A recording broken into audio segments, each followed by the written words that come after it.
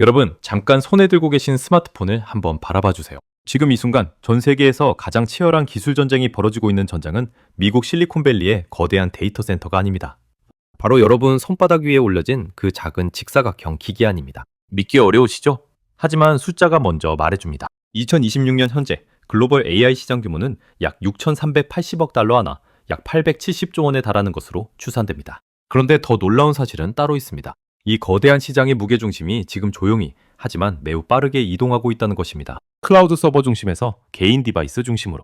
그리고 그 이동의 최전선에 바로 우리가 매일 들고 다니는 스마트폰이 있습니다. 오늘 이 영상에서는 그 이동이 왜 일어나고 있는지, 그리고 그것이 2026년 우리의 돈과 경제에 어떤 의미를 갖는지를 차근차근 설명해 드리겠습니다. 어렵게 느껴지실 수 있는 내용이지만 최대한 쉬운 비유와 실제 데이터를 함께 보여드리면서 이야기할 테니 끝까지 함께 해주세요. 많은 분들이 인공지능, 즉 AI라고 하면 이런 이미지를 떠올리십니다. 어딘가 아주 먼 곳에 있는 거대한 건물, 그 안에 서버 수천 대가 빼곡히 들어차 있고 에어컨이 24시간 쉬지 않고 돌아가며 수많은 엔지니어들이 관리하는 그 공간. 내가 챗GPT에 오늘 점심 뭐 먹을까? 라고 물어보면 그 질문이 저 멀리 날아가서 그 거대한 두뇌가 답을 만들어 다시 나에게 돌아오는 것. 이것이 우리가 알고 있는 AI의 작동 방식이었습니다. 틀린 말이 아닙니다. 정확히는 지금까지는 틀린 말이 아니었습니다. 2023년 기준으로 챗GPT를 운영하는 오픈AI의 서버 비용은 하루에만 약 70만 달러, 한화 약 9억 5천만 원에 달했다는 분석이 나온 바 있습니다. 사용자가 질문 하나를 보낼 때마다 회사는 돈을 쓰는 구조입니다. 사용자가 늘면 늘수록 비용도 함께 늘어납니다. 이것이 현재 클라우드 AI가 안고 있는 가장 근본적인 딜레마입니다. 그렇다면 이 구조에서 탈출하는 방법은 없을까요? 여기서 애플을 비롯한 몇몇 기업들이 매우 영리한 선택을 했습니다. 그리고 그 선택이 지금 우리가 살고 있는 2026년의 경제 지형도를 바꾸고 있습니다. 저는 주식 투자에 관심이 없는데 이게 저랑 무슨 상관인가요? 이런 생각이 드시는 분들도 계실 겁니다. 그런데 오늘 이야기는 주식 이야기가 아닙니다. 더 정확히는 주식보다 훨씬 더 크고 근본적인 이야기입니다. AI가 어디에 살고 있느냐, 그리고 그 운영 비용을 누가 부담하느냐의 문제는 결국 우리가 앞으로 어떤 서비스를 얼마에 이용하게 되는가의 문제와 직결됩니다. 쉽게 말씀드리면 AI가 서버에 있을 때와 내 폰 안에 있을 때 우리가 내야 하는 구독료와 사용 요금의 구조가 완전히 달라집니다. 기업 입장에서도 마찬가지입니다.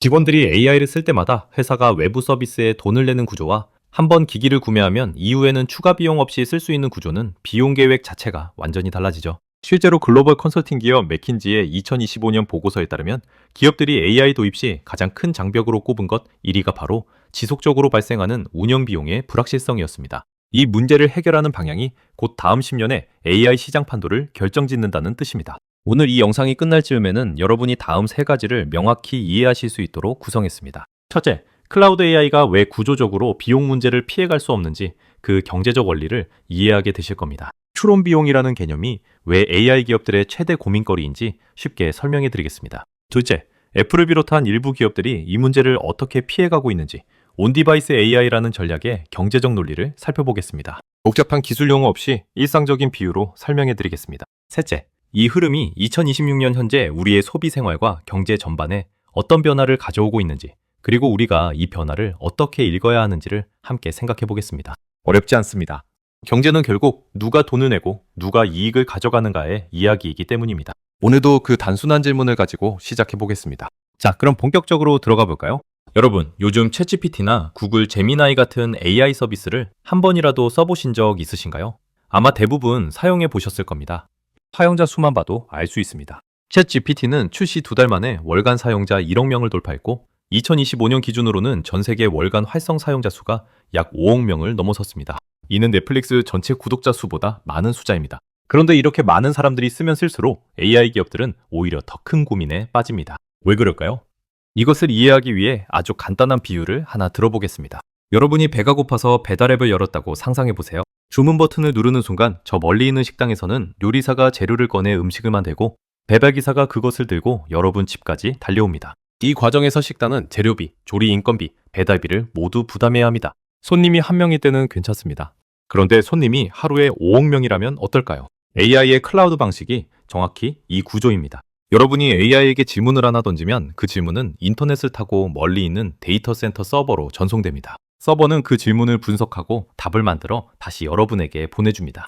이 과정 전체를 전문 용어로 추론, 인퍼런스라고 합니다. 문제는 이 추론이 일어날 때마다 막대한 전산 자원이 소모된다는 것입니다. 실제 수치를 보겠습니다. 2026년 기준 AI 기업들의 전체 운영 비용 중 추론 비용이 차지하는 비중은 80에서 90%에 달한다는 업계 분석이 나와 있습니다. 쉽게 말해 AI를 만들고 학습시키는 데 드는 비용보다 그 AI를 실제로 운영하고 사용자 질문에 답하게 하는 비용이 훨씬 더 크다는 뜻입니다. 골드만삭스의 2024년 보고서에 따르면 AI 인프라에 투입되는 전력 수요는 2030년까지 현재의 160% 수준으로 증가할 것으로 전망됩니다. 이는 단순한 전기요금 문제가 아닙니다. 데이터 센터 냉각 시설 확충, 서버 장비 교체, 네트워크 유지 비용까지 합산하면 그 규모는 상상을 초월합니다. 여기서 우리는 구조적 모순을 하나 발견하게 됩니다. AI 서비스를 더 많은 사람이 쓸수록 기업의 매출은 올라가지만 동시에 운영 비용도 함께 올라갑니다. 사용자가 늘어나는 것이 꼭 수익성 개선으로 이어지지 않을 수 있다는 것입니다. 경제학 용어로 표현하면 사용량이 늘어날수록 한계 비용, 마지널 커스트이 줄어들지 않고 오히려 일정 수준 이상으로 유지되거나 늘어나는 구조입니다. 이것이 클라우드 AI가 안고 있는 배달비의 함정입니다. 그렇다면 이 함정을 피하는 방법은 무엇일까요? 바로 여기서 애플을 비롯한 일부 기업들이 완전히 다른 방향의 선택을 했습니다. 그 선택의 이름은 온디바이스 AI입니다. 다시 비유를 들어보겠습니다. 배달 음식을 매번 시켜 먹는 대신 내 집 주방에 최고 성능의 오븐과 냉장고를 들여놓는 것입니다. 이제 배가 고프면 냉장고에서 재료를 꺼내 내 오븐에 직접 조리하면 됩니다. 배달 기사도 필요 없고 식당에 전화할 필요도 없습니다. 내 집에서 내 도구로 즉시 해결됩니다. AI로 바꾸어 말하면 이렇습니다. 여러분의 스마트폰 안에 AI를 실행할 수 있는 강력한 전용 칩, NPU, 신경망 처리 장치를 탑재해서 외부 서버에 요청을 보내지 않고도 기기 자체에서 AI가 작동하도록 만드는 것입니다. 애플은 이 방향으로 매우 일찍 그리고 매우 과감하게 움직인 기업입니다. 애플이 2020년에 출시한 M1 칩부터 시작해서 2024년에 A18 프로 그리고 2026년에 탑재되기 시작한 A20 칩 계열까지 애플의 모든 자체 칩에는 AI 연산을 전담하는 NPU가 핵심 부품으로 들어가 있습니다. 애플이 공개한 자료에 따르면 최신 칩의 NPU는 초당 최대 38조의 연산을 처리할 수 있습니다. 이는 불과 34년 전 스마트폰 대비 수십 배 향상된 수치입니다. 온디바이스 AI가 가져오는 경제적 변화는 크게 세 가지입니다. 첫째, 기업의 추론 비용이 사실상 0에 수렴합니다. 사용자가 AI를 100만 번 사용해도 그 연산 비용은 사용자 기기의 배터리가 부담합니다. 애플 서버가 부담하는 것이 아닙니다. 기업 입장에서는 사용자가 늘어도 추론 관련 운영 비용이 늘어나지 않는 구조입니다. 경제학적으로는 한계 비용이 0에 가까워지는 혁명적 구조 변화입니다. 이는 디지털 콘텐츠 산업에서 복제 비용이 0에 가까워지면서 산업 전체가 재편된 것과 비슷한 패러다임 전환입니다. 둘째, 개인정보 보호 측면에서 압도적으로 유리합니다. 클라우드 AI를 사용하면 내 대화 내용, 검색 이력, 심지어 내가 작성 중인 문서의 내용까지 외부 서버로 전송됩니다. 많은 기업들이 AI 도입을 망설이는 가장 큰 이유 중 하나가 바로 이 보안 문제입니다. 실제로 삼성전자는 2023년 직원들이 챗GPT의 내부 소스 코드를 입력해 기밀이 유출되는 사고를 겪은 후 사내 AI 서비스 사용에 대한 강력한 규정을 도입한 바 있습니다. 온디바이스 AI는 데이터가 기기 밖으로 나가지 않기 때문에 이 문제를 구조적으로 해결합니다. 셋째, 네트워크 연결 없이도 작동합니다. 지하철 터널 안, 인터넷이 안 되는 해외 출장지, 통신이 불안정한 지역에서도 AI 기능이 온전히 작동합니다. 이는 단순한 편의 기능을 넘어 의료, 군사, 재난 대응 등 통신 인프라가 불안정한 환경에서 AI를 활용해야 하는 분야에서 결정적인 장점이 됩니다. 자, 이제 더 큰 그림을 보겠습니다. 이 변화가 2026년 현재의 경제 지형에서 어떤 의미를 갖는지입니다. AI의 역사를 크게 두 단계로 나눌 수 있습니다. 첫 번째 단계는 학습, 트레이닝의 시대였습니다. AI를 더 똑똑하게 만들기 위해 막대한 데이터를 먹이고 훈련시키는 시대입니다. 이 시대의 최대 수혜자는 누구였을까요? 바로 엔비디아였습니다. AI 학습에 필요한 GPU 그래픽 처리 장치를 거의 독점적으로 공급한 엔비디아의 주가는 2023년부터 2024년 사이에 약 240% 상승하며 세계 시가총액 1위를 차지하기도 했습니다. 두 번째 단계는 지금 우리가 진입하고 있는 추론, 인퍼런스의 시대입니다. AI를 학습시키는 것보다 그 AI를 실제 현장에서 빠르고 효율적으로 작동시키는 것이 핵심 경쟁력이 되는 시대입니다. 이 시대에는 전력을 적게 소모하면서도 높은 AI 성능을 발휘하는 칩, 즉 NPU 신경망 처리 장치 중심의 반도체가 핵심 자원이 됩니다. 여기서 경제학에서 매우 흥미로운 현상이 하나 등장합니다. 바로 제번스의 역설, 제번스 패러닥스입니다. 19세기 영국의 경제학자 윌리엄 스탠리 제번스는 이런 사실을 발견했습니다. 석탄을 더 효율적으로 사용하는 증기기관이 발명되자 사람들이 석탄을 더 아껴 쓰는 것이 아니라 오히려 석탄 소비량이 폭발적으로 늘어났다는 것입니다. 효율이 높아지면 사용 단가가 낮아지고 단가가 낮아지면 사용량이 폭발적으로 증가하기 때문입니다. AI에서도 정확히 같은 현상이 벌어지고 있습니다. 온디바이스 AI로 인해 AI 사용 비용이 낮아지자 사람들은 AI를 더 다양하고 더 자주 사용하기 시작했습니다. 이른바 LLM 인플레이션 현상입니다. AI가 저렴해질수록 AI에 대한 수요와 의존도는 오히려 더 빠르게 증가하는 것입니다. JP모건의 2025년 기술 섹터 보고서에 따르면 온디바이스 AI 기능이 탑재된 스마트폰의 교체 수요는 기존 스마트폰 교체 주기보다 약 1824개월 빠르게 나타날 것으로 전망되었습니다. 소비자들이 더 강력한 AI 기능을 위해 더 빨리 새 기기를 구매하기 시작한다는 의미입니다.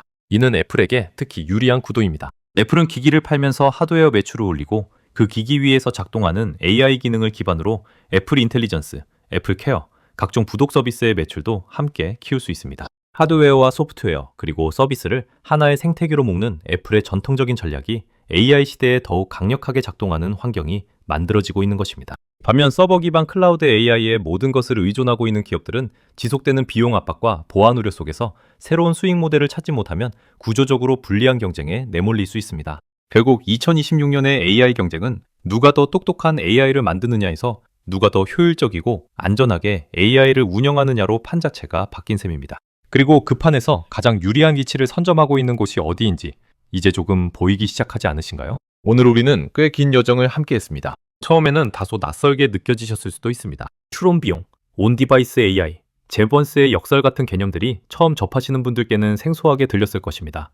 하지만 이제 이 모든 이야기의 핵심을 단 하나의 문장으로 압축해드릴 수 있습니다. 인공지능은 하늘 위 구름에서 내려와 이제 우리 손바닥 위에 자리를 잡고 있습니다. 조금 더 풀어서 정리해보겠습니다. 첫 번째로 우리는 클라우드 AI가 안고 있는 구조적 한계를 살펴봤습니다. 사용자가 질문을 보낼 때마다 서버가 연산을 처리하는 방식, 즉 배달 음식 모델은 사용자가 늘어날수록 기업의 운영 비용도 함께 늘어나는 구조입니다. 2026년 기준 AI 기업들의 전체 운영 비용 중 추론 비용이 차지하는 비중이 80에서 90%에 달한다는 사실은 이 구조가 장기적으로 얼마나 큰 압박 요인인지를 명확하게 보여줍니다. 두 번째로 애플을 중심으로 한 일부 기업들이 이 문제를 어떻게 피해가고 있는지를 살펴봤습니다. 기기 자체에 강력한 AI 전용 칩을 탑재해 외부 서버 없이도 AI가 작동하도록 만드는 온디바이스 전략은 기업의 한계 비용을 0에 가깝게 만들면서 동시에 보안과 편의성이라는 두 마리 토끼를 잡는 접근법입니다. 세 번째로 이 변화가 2026년 경제지형 전체에 미치는 파급 효과를 짚어봤습니다.